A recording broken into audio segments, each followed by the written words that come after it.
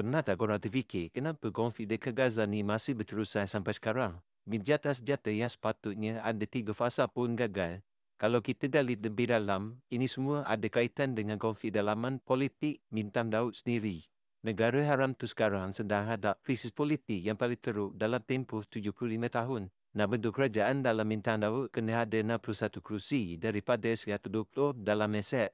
Macam dalam parlimen kita, si setan Yahoo berjaya bentuk kerajaan dengan 67 kerusi tapi bukan dengan kekuatan parti politik dia. Sebaliknya melalui gabungan dengan beberapa parti politik yang lain.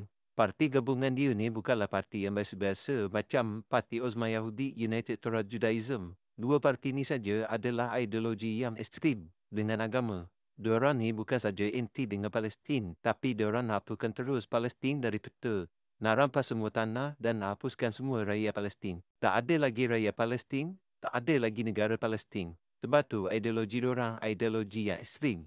Lagi satu, setan Yahoo sekarang tengah hadap beberapa kerasuah dia dekat mahkamah. Jadi dia nak kekal sebagai Perdana Menteri supaya dia boleh kawal sistem kehakiman dekat Bintang Daud untuk elak diri dia dari dipenjara. Untuk buat semua ni, dia perlukan undian majoriti dalam Knesset supaya dia boleh ubah kuasa mahkamah di bawah Perdana Menteri. Dan satu-satunya cara untuk dapatkan undian tu, dia kenalah jaga hati parti-parti gabungan dia. Di setan Yahoo nakkan kuasa mahkamah dan kawan dia nak hapuskan terus negara Palestin. Perang ni macam jadi bahan tukar politik pula.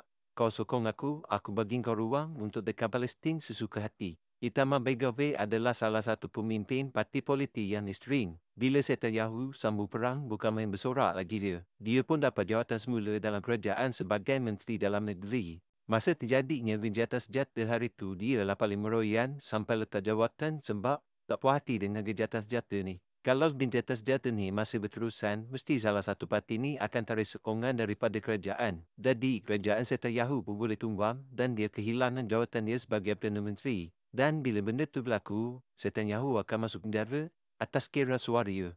Bintang Daud ni ada senjata yang canggih, teknologi yang tinggi dengan sokongan dari negara-negara barat. Tapi, kenapa susah sangat nak kalah? Kalau kita imbas mula, Bintang Daud bangunkan negara dia dari tahun 1948 dengan keadaan agak serangga. Pada waktu ni, dia banyak berdepan dengan tentangan dengan negara-negara Arab. Banyak perang yang berlaku pada waktu ni, salah satu contoh perang 6 hari. Sampailah berlakunya perjanjian Camp David. Bila berlakunya perjanjian Camp David, tak ada lagi negara-negara Arab yang lawan dengan Bintang Daud. Tapi penentangan tu bertukarlah kepada non-state actor. Maka tumbuh sebagainya. Tentangan dengan non-state actor ni memang susah sebab dia berlawan dengan gerakan yang tak nampak berbanding state actor. Dia nampak ada saluran undang-undang dia, ada wilayah dia, ada pemimpin dia. Adalah salah satu gerakan yang tak nampak yang dikendali oleh